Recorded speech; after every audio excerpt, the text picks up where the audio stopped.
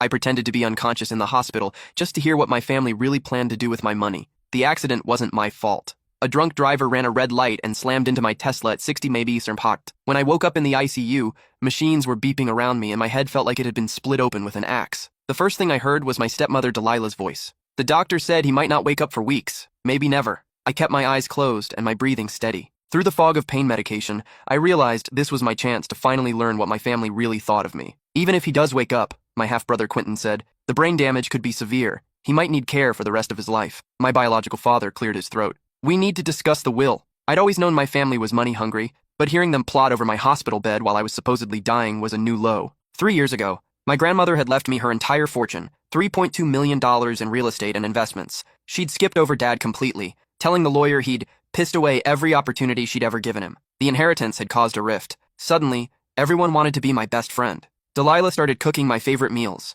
Quentin invited me to golf every weekend. Dad began calling just to chat, something he'd never done in my 28 years of life. I should have seen through their sudden affection. The power of attorney documents are in his desk, Delilah said. I saw them when I was looking for his insurance papers. You went through his private files? Dad asked. Someone had to handle things while he's unconscious, she snapped. The bills don't stop coming just because he's in a coma. I wasn't in a coma. The doctors had told me I'd suffered a severe concussion and some internal bleeding, but my brain function was normal. I'd been conscious for 2 days, but the morphine made me groggy and I'd been drifting in and out of sleep. That's when I'd overheard them making plans. If he dies, everything goes to us as his only family, Quentin said. And if he lives but can't function? Dad asked. Then we become his legal guardians and manage his money, Delilah explained. Either way, we finally get what should have been ours from the beginning. My blood ran cold. They weren't hoping for my recovery. They were hoping for my death, or at least my permanent disability. What about the girlfriend? Quentin asked. Fiona's been here every day. She's not family, Delilah said dismissively. She has no legal claim to anything. Fiona. Sweet, caring Fiona who'd been by my bedside reading to me, holding my hand, crying when she thought no one was looking. She was the only person who genuinely cared whether I lived or died. We should probably look into moving him to a state facility, Dad said. Keep the costs down. The cheaper, the better, Delilah agreed. Every dollar we save on his care is a dollar we keep. I couldn't believe what I was hearing. They were already planning to warehouse me in some substandard facility while they spent my inheritance. What if he wakes up and remembers things? Quentin asked nervously. Brain injuries cause memory loss, Delilah said. We'll tell him he asked us to help manage his finances after the accident. Who's he going to believe? His loving family or his confused, injured brain? The nurse entered to check my vitals. Any change? She asked. Nothing, Dad said sadly. We're just praying for a miracle. After she left, they resumed their plotting. I've already looked into transferring the house deed, Quentin said. If we can prove he's mentally incompetent. That's when I realized they'd been planning this for longer than just the 3 days since my accident. They'd been researching how to steal my inheritance while I was fighting for my life, but I needed to understand how deep this conspiracy went. So I continued to lie there, listening to every poisonous word. The lawyer said we need medical documentation, Delilah continued. Dr. Martinez mentioned possible cognitive impairment from the head trauma. Dr. Martinez had said no such thing. He'd specifically told me my cognitive function was intact and that I should make a full recovery. But they were planning to manipulate his words or find a different doctor willing to lie. I already found someone better, Dad said. Dr. Rothschild owes me money from poker. Big money. He'll write whatever assessment we need. My father's gambling debts. I should have known. Growing up, I'd watched him lose our house twice to casino debt. Mom had to borrow from her sister just to keep food on the table. After she died when I was 16, Dad married Delilah within 6 months, primarily because she had money and was stupid enough to pay off his creditors. What about his business? Quentin asked. I owned a software consulting firm called DataBridge Solutions. Nothing huge compared to the inheritance, but it generated steady revenue and employed 12 people who depended on me. We'll have to sell it fast, Delilah said. Too complicated to manage, and we don't know anything about computers. The buyers I contacted are offering $400,000, Quentin said. My heart nearly stopped. The business was worth at least $1.2 million based on revenue, client contracts, and intellectual property. They were planning to sell it for pennies on the dollar, probably to one of Quentin's buddies who'd flip it for the real value. What about the employees? I wanted to scream. These people had families, mortgages, kids in college. They trusted me. That's not our problem, Dad said coldly. Business is business. Footsteps approached in the hallway. I heard Fiona's voice talking to someone, probably asking for an update on my condition. She's back, Dad muttered. We should go. Can't have her overhearing our conversations. Remember, Delilah whispered. If anyone asks, we're just heartbroken family members praying for his recovery. Delilah dabbed at her eyes with a tissue, preparing her performance. They shuffled out as Fiona entered. Her presence immediately changed the energy in the room. Where my family brought darkness and greed, she brought warmth and genuine love. Hey, baby, she whispered, taking my hand in both of hers. I brought your favorite coffee. I know you can't drink it yet, but maybe the smell will help. The rich aroma of French roast filled my nostrils. She'd driven 40 minutes across town to the little cafe where we'd had our first date 18 months ago. That was Fiona. thoughtful about the smallest details. The doctors say you're healing remarkably well, she continued, her thumb tracing circles on my palm. Your brain activity is completely normal. Dr. Martinez thinks you might wake up any day now. She paused and I heard her voice catch. I've been staying at your place taking care of Buster. He misses you so much. Every morning he sits by the front door waiting for you to come home. I tried to explain that you're hurt, but he just looks at me with those big brown eyes like I'm lying. Buster was my 3-year-old golden retriever, rescued from a shelter after his previous owner died. In all their scheming about my assets, my family hadn't mentioned him once. They'd probably dump him at a kill shelter the moment they got control of my estate. I've been reading him your favorite books, Fiona continued. Remember how you said dogs understand more than people think? Yesterday I was reading him The Odyssey, and when I got to the part where Odysseus returns home, Buster's tail started wagging. I think he knows you're coming back. Tears leaked from my closed eyes. I tried to will them to stop, but the morphine made emotional control difficult. Your family's been here a lot, Fiona said carefully, her voice dropping to almost a whisper. They seem very concerned about your business affairs. Delilah asked me yesterday if I knew where you keep your important documents. Even Fiona could sense something was wrong. I told her I didn't know, which is true, but something about the way she asked made me uncomfortable, and Quentin's been asking strange questions about your grandmother's house,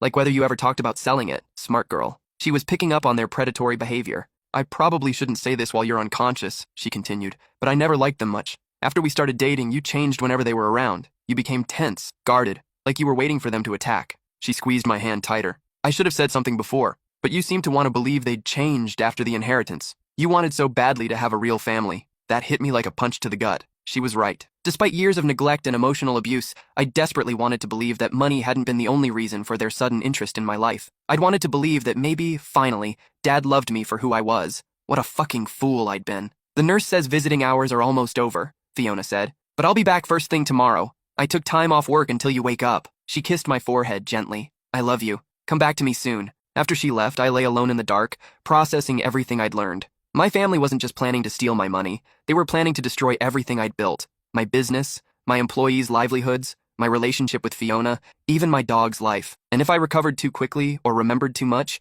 they were prepared to kill me. The next morning brought a new horror show. This time all 3 of them arrived early, before visiting hours officially began. Dad must have bribed someone to get access. The probate attorney says we need to move fast, Dad announced once they'd confirmed I was alone. If we file for emergency guardianship now, we can have control of his assets within 2 weeks instead of 30 days. What's the rush? Quentin asked. The girlfriend, Delilah said with disgust. She's been asking too many questions. Yesterday, she wanted to know if we needed help managing his business obligations. And like she thinks she has any right to be involved. We need to discredit her, Dad said. Make it clear she's just a gold-digging whore who saw an opportunity. Rage boiled inside me. Fiona worked as a pediatric nurse making barely $50,000 a year. She drove a 10-year-old Honda and lived in a tiny apartment because she spent half her income on medical school applications. She was the least materialistic person I'd ever met. I've been researching her background, Quentin said. Did you know she has student loan debt? Almost $80,000 from nursing school. Perfect, Delilah said. We'll claim she's desperate for money to pay off her loans, that she manipulated him into the relationship for financial gain. They were going to destroy her reputation to eliminate her as a threat. What about the competency hearing? Quentin asked. Dr. Rothschild will testify that cognitive impairment is likely permanent, Delilah explained. I've already drafted his statement. Brain trauma, memory loss, inability to make rational financial decisions, the whole package. She pulled out a folder and started reading. Patient exhibits severe disorientation, memory gaps spanning several years, and marked difficulty processing complex information. In my professional opinion, he lacks the mental capacity to manage his financial affairs and requires permanent legal guardianship for his own protection. Every word was a lie, but spoken by a doctor in a courtroom, it would be devastating. The best part, Dad said, is that even if he does wake up, we'll already have legal control. And Dr. Rothschild will testify that any improvements are temporary, that brain injury patients often have good days followed by rapid deterioration. How much is Rothschild costing us? Quentin asked. $50,000, Dad admitted, but it's worth it to secure millions. They were paying a doctor $50,000 to commit perjury and destroy my life. And if the competency claim doesn't work? Quentin pressed. Delilah's voice turned cold. Then we proceed with the backup plan, which is? Medical complications happen all the time with brain injury patients, she said. Blood clots, infections, medication errors. Very tragic, but not uncommon. My blood turned to ice. They weren't just planning to steal my money, they were planning to murder me if legal manipulation failed. Isn't that risky? Quentin asked nervously. Only if we're careless, Dad said. I've been researching his medications. The morphine drip could easily be adjusted. A slight overdose would cause respiratory depression, then cardiac arrest. Happens to head trauma patients all the time. The security cameras? Quentin worried. There's a blind spot near his IV setup, Delilah explained. I timed it yesterday. 30 seconds is all we'd need. They'd been planning this for days, studying my medical equipment, timing the nursing rotations, identifying security vulnerabilities. Besides, Dad continued, even if there are questions, who's going to suspect his grieving family? We're the ones who've been here every day, praying for his recovery. I wanted to vomit. These monsters were discussing my murder like it was a business transaction. When would we do it? Quentin asked. Tomorrow night, Delilah said. There's only one nurse on duty after 11 p.m., and she takes her break at midnight. Security makes rounds every 2 hours. We'd have a clear window. Less than 18 hours. They were planning to kill me in less than 18 hours. What about disposal of the evidence? Quentin asked. What evidence? Dad laughed. We bring nothing, leave nothing. Just a grieving father adjusting his son's blanket in the middle of the night. If anyone asks, we couldn't sleep and came to pray over him. The casual way they discussed ending my life was the most chilling thing I'd ever heard. And afterward, Quentin pressed, we let grief run its course, Delilah said. Plan a beautiful funeral. Invite all his business contacts and clients. Show them how devastated we are by our loss. The will reading can happen within a week, Dad added. Then we start liquidating assets immediately. The house first, then the business, then the investment portfolio. They turned my murder into a financial timeline. I'll handle selling his personal effects, Quentin said. Electronics, car, jewelry. Might as well get something for them. Don't forget the dog, Delilah added. Pure breed golden retriever should be worth a few $100s. They were planning to sell Buster like a piece of furniture. A nurse entered to check my vitals, interrupting their planning session. Good morning, she said cheerfully. Any changes overnight? Still the same, Dad said sadly. We're just hoping for a miracle. Brain injuries can be unpredictable, the nurse said kindly. Sometimes patients wake up suddenly when we least expect it. We're prepared for any outcome, Delilah said with false bravery. We just want what's best for him. After the nurse left, they resumed plotting. I've already contacted 3 different funeral homes, Dad said. Memorial Gardens has a good package deal for $12,000. Nothing too fancy. He would have wanted something simple. I'd never expressed any preference for funeral arrangements because I was fucking 28 years old and planning to live for decades. What about life insurance? Quentin asked. 2 policies, Delilah said, consulting her notes. His employer policy for $100,000, plus the personal policy for $500,000 that I helped him buy last year. I remembered that insurance meeting. Delilah had insisted I needed more coverage for Fiona's financial security if something happened to me. She'd even offered to pay the premiums as a birthday gift. Now I understood why. So we're looking at inheritance plus business sale plus insurance, Dad calculated. Almost $5.2 million total. Minus taxes and expenses, Delilah corrected. But still over $4 million clear. How do we split it? Quentin asked. This was the question I'd been dreading. How do 3 sociopaths divide the profits from murdering their own family member? Equal 3-way split seems fair, Dad said. We're all taking the same risk. I disagree, Delilah said sharply. I've done most of the planning and research. Plus, I'm the one taking the biggest legal risk with the guardianship filing. But I'm his biological father, Dad countered. I have the strongest legal claim. And I'm the one who found Dr. Rothschild, Quentin added. Plus, I've lined up the business buyers. Even in conspiracy, they couldn't cooperate. Greed was already turning them against each other. We'll figure out the details later, Dad said impatiently. Right now, we need to focus on tomorrow night. They spent another 30 minutes reviewing their murder plan, discussing every detail from the timing of the medication overdose to their alibis afterward. By the time they left, I felt physically sick from listening to them. But I also felt something else. Cold, calculating rage. They thought they were so clever, planning my death while I lay helpless. They had no idea I was recording every word in my memory, building a case that would destroy them all. That afternoon, Fiona returned with a book of poetry, something she'd been reading to me for days. As she settled into the chair beside my bed, I made a decision that could either save my life or end it. I was going to wake up, but first, I needed to set a trap. When Fiona finished reading and left for her dinner break, I used the call button to summon my nurse, Miranda, a sharp woman in her 50s who'd been taking care of me since the accident. Miranda, I whispered, barely opening my eyes. I need help. She nearly dropped her clipboard. Oh my God, you're awake. Let me call Dr. Martinez right away. No, I said urgently, grabbing her wrist with what little strength I had. Please, I need to tell you something first. Something important. She sat down immediately, professional instincts kicking in. What is it? My family, I said slowly, as if the words were difficult.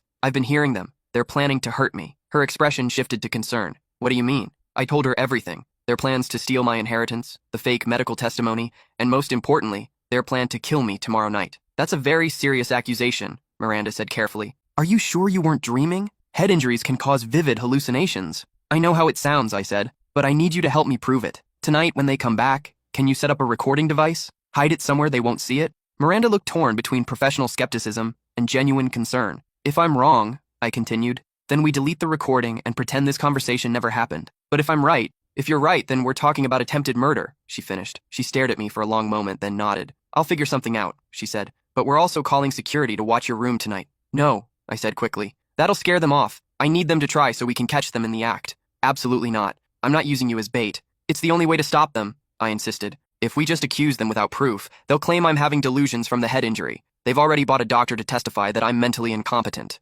Miranda's professional mask slipped, revealing genuine anger. They bought a doctor? $50,000, I said. Dr. Rothschild, he owes my father gambling money. That decided it for her. All right, she said grimly. But we're doing this my way. I'll set up the recording, but security will be stationed just outside your room. If anything goes wrong, they'll be inside in seconds. And Dr. Martinez? I asked. We'll brief him after we have evidence, she said. Right now, the fewer people who know you're awake, the better. That evening, Miranda smuggled in a tiny digital recorder, positioning it behind my IV stand where it couldn't be seen, but would pick up any conversation near my bed. She also arranged for additional security, though they were stationed in a way that wouldn't be immediately visible to visitors. Then we waited. At 11:47 p.m., I heard footsteps in the hallway. My heart started racing, but I forced myself to breathe steadily and keep my eyes closed. The door opened quietly. I recognized Dad's voice whispering to someone, probably hospital security. I know it's late, he said, but we couldn't sleep. We just wanted to sit with him for a few minutes. Of course, came the guard's sympathetic reply. Family time is important. Take all the time you need. Dad, Delilah, and Quentin entered my room, closing the door behind them.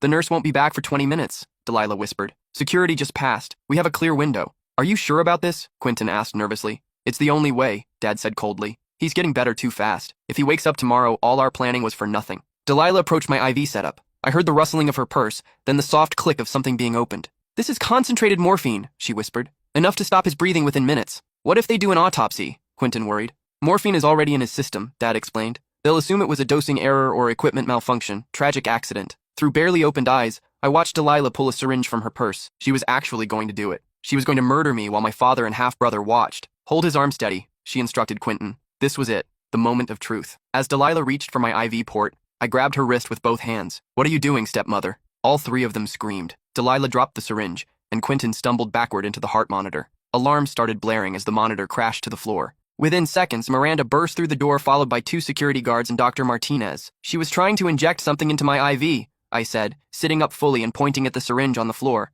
Delilah's face had gone completely white. This is a misunderstanding, she stammered. I was just adjusting his blanket. With a syringe full of morphine? Dr. Martinez asked, having quickly examined the device. Dad tried to take control. My son is clearly delusional from his injuries. He doesn't know what he's saying. Actually, Miranda said, holding up the digital recorder, we have everything on tape, including your conversation from yesterday about buying false medical testimony. The security guards moved to block the exits as Dad's face transformed from fake concern to pure panic. This is entrapment, he said desperately. You can't record patients' families without consent. We can when they're planning murder, Dr. Martinez said grimly, nodding to the guards. As they placed my family in handcuffs, Quentin broke down completely. It was their idea, he sobbed, pointing at Dad and Delilah. I just wanted my share of the business sale. I never wanted anyone to die. Shut up, you idiot, Delilah hissed, but it was too late. Tell us about the business sale, one of the guards said, pulling out a notebook. Quentin spilled everything. The undervalued sale price, the buyer who was his friend, the plan to split the profits. Within hours, the police had arrested all 3 of them. The charges were extensive. Conspiracy to commit murder, attempted murder, fraud, embezzlement, and bribery of a medical professional. The investigation that followed revealed the true scope of their planning. Police found detailed notes in Delilah's purse outlining every aspect of their scheme. Dad's computer contained research on inheritance law, medical malpractice, and how to forge power of attorney documents. They'd also been planning to frame Fiona as a gold digger who'd manipulated me into changing my will in her favor. A will that didn't actually exist, but they'd intended to forge one after my death. Most damning was the paper trail showing Dad's gambling debts to Dr. Rothschild. The doctor was arrested the same night for agreeing to provide false testimony in exchange for debt forgiveness. The trial became a media sensation. Local news called it the inheritance murder plot, and the story was picked up by national outlets when details emerged about the elaborate planning involved. During testimony, prosecutors played the recordings of my family, discussing the best way to kill me. The jury looked physically sick, listening to them debate dosage amounts and disposal of evidence. Dad took the stand in his own defense, claiming he'd only been trying to protect me from making poor financial decisions while brain injured. The prosecutor destroyed him by playing the recording where he discussed adjusting my morphine drip to cause respiratory depression, then cardiac arrest. Delilah tried to claim she'd been coerced by Dad, but her own notes contradicted this defense. She'd been the ringleader, researching legal precedents and coordinating with Dr. Rothschild. Quentin's defense was that he'd thought they were only planning financial fraud, not murder. This fell apart when prosecutors played the recording of him asking about disposal of evidence and discussing funeral arrangements. All 3 were convicted on all counts. Dad received 25 years for conspiracy to commit murder and attempted murder. Delilah got 30 years as the ringleader. Quentin received 15 years for conspiracy and fraud. Dr. Rothschild was sentenced to 10 years for conspiracy and lost his medical license permanently. The judge ordered all of them to pay restitution, though they had virtually nothing left after legal fees and the exposure of Dad's gambling debts. But the legal victory was only part of my revenge. During the investigation, I'd contacted my business partner and closest employees, explaining what had happened and assuring them their jobs were secure. Instead of selling DataBridge solutions, I expanded it, using part of my inheritance to open a second office and hire more staff. I also used the publicity from the trial to expose other cases of inheritance fraud, working with law enforcement to identify patterns of family members targeting vulnerable relatives for financial gain. 6 months after the trial, Fiona and I got married in a small ceremony at my grandmother's estate. My lawyer, Theodore Blackwood, walked me down the aisle. He'd become more of a father figure than Dad ever was. During our wedding planning, we'd discovered that Grandma had actually left detailed instructions in a sealed letter, to be opened only if her inheritance became the subject of legal dispute. In it, she explained that she'd known exactly what kind of person my father was and had specifically structured the inheritance to protect me from his influence. She'd also left additional funds in a trust that could only be accessed if I was married to someone who met certain character requirements, essentially ensuring that any future spouse would have to be investigated and approved by an independent committee. Fiona passed the evaluation easily. The trust provided an additional $500,000, which we used to establish a foundation helping families dealing with inheritance disputes and elder financial abuse. We converted Grandma's estate into the foundation headquarters, turning her former home into a safe space for people whose families had betrayed them for money. Buster, my golden retriever, became the unofficial therapy dog for foundation clients. He had an uncanny ability to sense when someone needed comfort, often resting his head on visitors' laps during their most difficult moments. 2 years after the trial, I received a letter from Dad in prison. He claimed he was sorry, and that they'd only been trying to protect me from making poor financial decisions while injured. Even behind bars, he couldn't admit they'd tried to murder me for money. I threw the letter away without finishing it, and had my attorney send a cease and desist order prohibiting any further contact. Some people never change. But some inheritances, the really important ones like integrity, compassion, and love, can't be stolen no matter how hard they try. Last month, Fiona and I celebrated the birth of our daughter, Elena. Unlike my father's family, this baby will inherit something worth more than money. Parents who actually love her and would die to protect her rather than kill her for financial gain. At Elena's christening, I held her in the same church where Grandma's funeral had been held. Looking around at the friends and chosen family who'd supported us through everything, I realized that the real inheritance Grandma had left me wasn't money at all. It was the lesson that family isn't defined by blood or legal documents. It's defined by who shows up when your life is falling apart, who holds your hand in hospital rooms, and who loves you enough to help you build something better from the ashes of betrayal. Dad, Delilah, and Quentin had tried to steal my inheritance, but they'd only succeeded in helping me discover what was truly valuable. And that inheritance, love, loyalty, and the strength to choose your own family, is something no one can ever take away.